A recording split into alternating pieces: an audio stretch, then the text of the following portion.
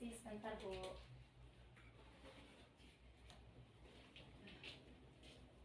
Izin Bu, pada hari ini saya melakukan wawancara dengan Ibu tentang Ibu bagaimana cara mengambil keputusan di sekolah kita, Bu.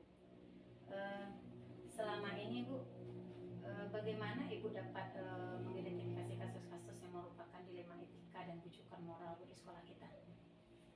Baiklah Pak Ibu, di sini aku angkat satu kasus dulu ya. Iya, Bu. Yang pernah terjadi di sekolah kita. Iya. Tahun 2020 ya. 2019 2020 ada Ibu menghadapi masalah rasanya yang cukup berat bagi Ibu pribadi ataupun sebagai seorang kepala sekolah, yaitu Ibu ada guru kita 2 orang karena rombel kita berkurang, maka ada 2 orang guru yang harus Ibu tidak mendapat jam atau kelas lagi di sekolah kita. Jadi saat itu Ibu sangat sangat berat untuk mengambil pertimbangan dipertahankan atau akan dikeluarkan atau dipindahkan. Penyebabnya apa, Bu? Penyebabnya karena waktu itu adanya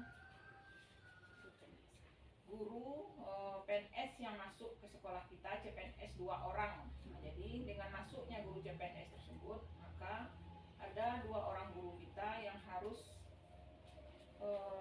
dikeluarkan. Nah, jadi yang harus dikeluarkan karena tidak ada lagi jamnya atau kelasnya di sekolah kita karena adanya PNS yang masuk.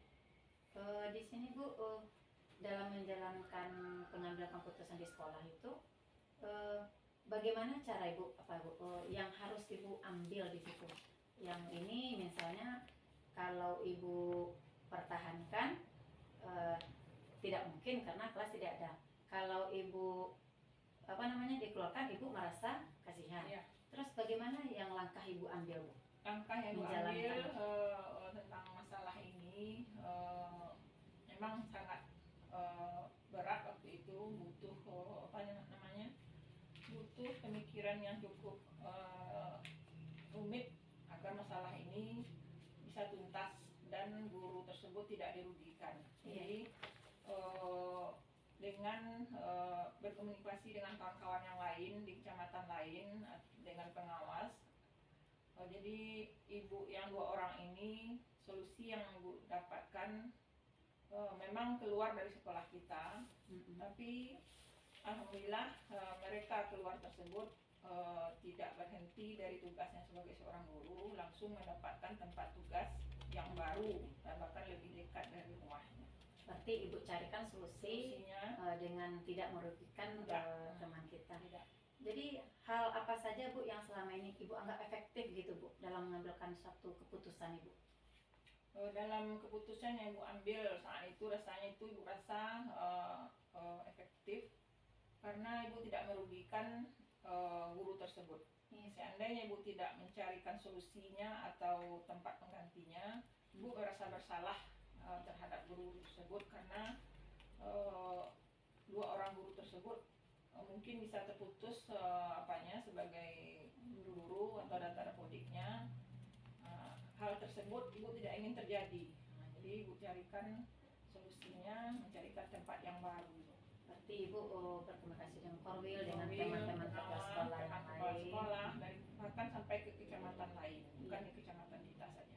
Iya, berarti guru yang satu lagi ini beda kecamatan kita dengan cara berarti Ibu carikan solusi yang lebih terdekat dari tempat tinggalnya. Jadi apakah Ibu memiliki sebuah jadwal tertentu Bu dalam penyelesaian kasus dilema etika Ibu ini? Apakah langsung menyelesaikan di tempat atau Ibu buat sebuah jadwal untuk menyelesaikan dengan prosedur-prosedur yang harus dilalui dulu Bu? Dalam penyelesaian masalah ini memang beberapa langkah yang Ibu lalui. Yang pertama, Ibu dulu diskusi dengan kawan-kawan kawan-kawan yang ada di sekolah, dengan pengawas, dengan kepala sekolah yang lain, bagaimana solusinya. Setelah itu baru Bu panggil yang bersangkutan, Bu ceritakan bagaimana keadaan yang sebenarnya, sampai berdiskusi juga dengan sekolah yang akan menerima kawan-kawan guru tersebut. Alhamdulillah dengan adanya diskusi atau komunikasi dengan kawan yang 2 orang itu, guru yang 2 orang itu, dia bisa menerima walaupun rasanya kita berat untuk melepaskannya, tapi karena keadaan ambil keputusan tidak ada yang dirugikan dalam hal masalah ini.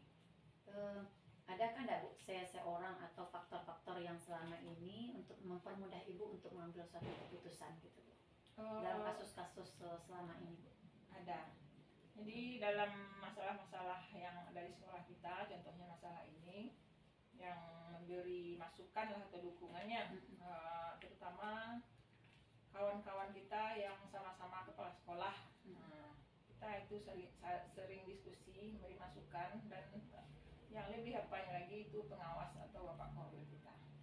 Berarti Ibu selalu tidak langsung mengambil keputusan, tapi kita Ibu harus juga komunikasi musyawarah dengan musyawarah dengan pengawas, dengan guru, kepala sekolah yang lain. Dari semua hal yang sudah Ibu sampaikan tadi, apa enggak Bu pembelajaran yang dapat Ibu petik dari pengalaman Ibu dalam mengambil keputusan dilema ini? Pengalaman yang dapat Ibu ambil dalam keputusan dilema ini, di mana kita dalam menyelesaikan suatu masalah itu hendaknya kita jangan hanya memikirkan sepihak saja. Jadi kita harus memikirkan timbal balik, hendaknya jangan ada pihak yang dirugikan. Berarti tidak harus egois kita ya Bu ya. Jadi kita lihat dulu di sisi baiknya ya Bu. Jadi pokoknya intinya kedua belah pihak tidak ada yang dirugikan. Jadi dengan dipindahkannya Ibu itu ke sekolah yang baru, di tempat yang baru, dan dapodiknya langsung dipindahkan, alhamdulillah Ibu tersebut dia tetap lanjut dan tidak terputus. Berarti dari kasus ini Bu, kita untuk mengambil keputusan itu kita harus carikan juga solusi untuk teman kita yang dikeluarkan. Begini Bu, mungkin sudah panjang cerita Ibu dengan kami ya Bu. Dengan pembelajaran Ibu ini, dengan saya melakukan wawancara dengan Ibu, mungkin ini akan dapat praktik baik untuk kami untuk mengambil satu keputusan, bisa kami terapkan baik itu dengan murid, dengan orang tua murid, maupun dengan teman-teman maupun.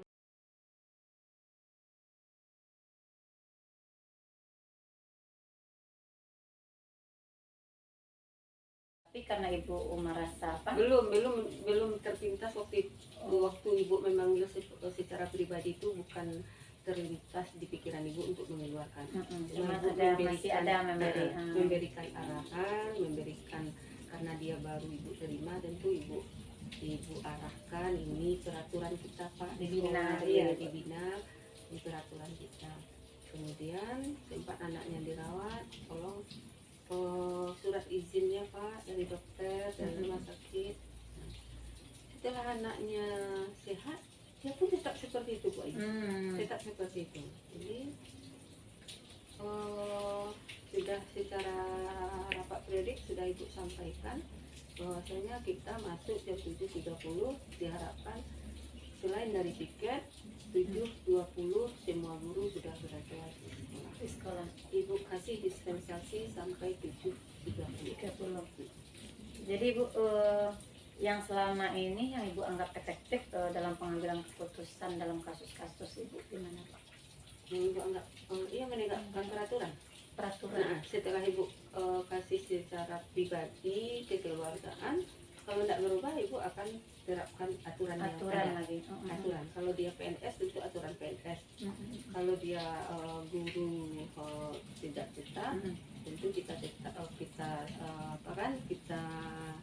melaksanakan sesuai dengan aturan yang sudah kita sepakati bersama, kan sekolah ada aturan akademiknya. Jadi Bu, hal-hal yang selama ini selama Ibu mengambil keputusan itu tantangannya ada nggak Bu? Banyak tantangannya.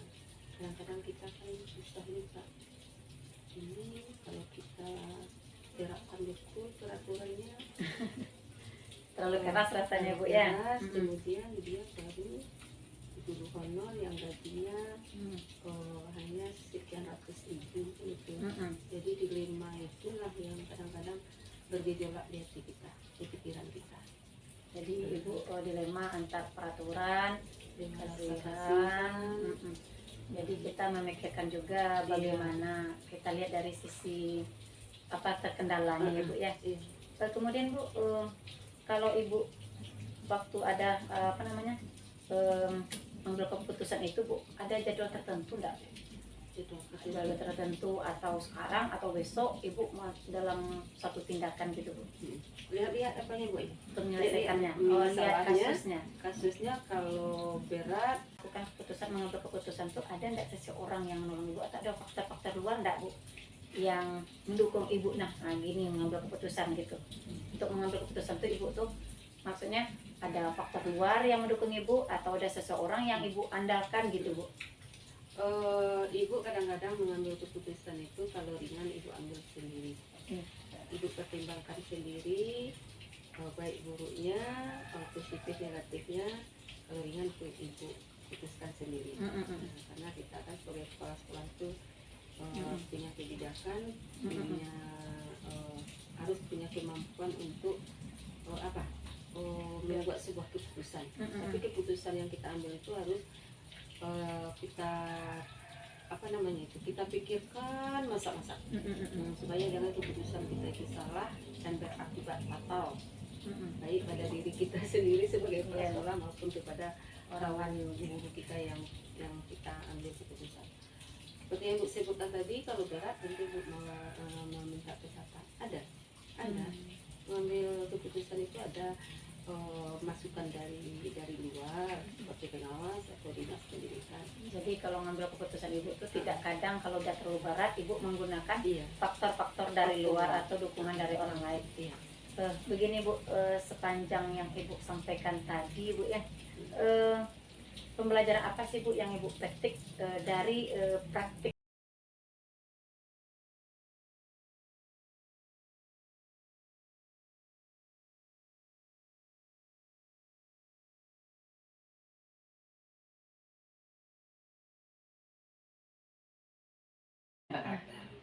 berarti kita itu lebih mementingkan anak ibaratnya. Kita dulukan anak dulu agar mereka tidak dirugikan ya Bu ya. Kemudian hal-hal apa saja Bu yang selama ini merupakan tantangan bagi Ibu untuk mengambil suatu keputusan itu? Tantangan kan di sekolah kita itu kan banyak. Nah, seperti tadi kan anaknya sudah libur, tetapi dia boleh juga ujian. Berarti dalam libur ini hanya ujian saja. Ada enggak tantangan Ibu kalau keputusan itu akhirnya anak itu naik gitu? Ya, setiap kita mengambil keputusan itu ada tantangannya. Iya. Yang pertama dulu tantangan dari guru, ada guru kenapa dinaikkan? Kan ada guru yang lain kenapa naikkan sekarang anak itu sedang tempuh. Iya. Nah, kemudian tantangan dari murid tentu ada juga. Bu, itu naik juga Bu, dia sedang tempuh juga Bu. Iya. Itu katanya kan Pasti kan Bu, pasti ada tantangan. karena Jadi dia dengan kita dari arahan kepada mereka itu sedikit banyak mereka memahami. Jadi karena anak tadi kan libur pasti ada penolakan dari murid. Nah, kami aja yang rajin, nanti kan ada pandangan anak Bu, untuk apa kita rajin-rajin, yang teman kita aja yang libur dia bisa naik juga. Pasti ada tantangan, tapi karena Ibu berikan pemahaman kepada anak atau teman apa rekan guru, dan mereka bisa memahaminya. Nah, apakah ada Bu, Ibu memiliki sebuah tata cara atau jadwal tertentu dalam sebuah kasus ini Bu? Kan kasus tadi udah tahu dan melapor guru Ibu.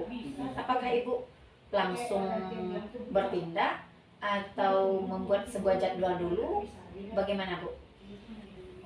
Kalau kasus seperti itu tuh Bu cari dulu masalahnya. Ibu bukan langsung bertindak.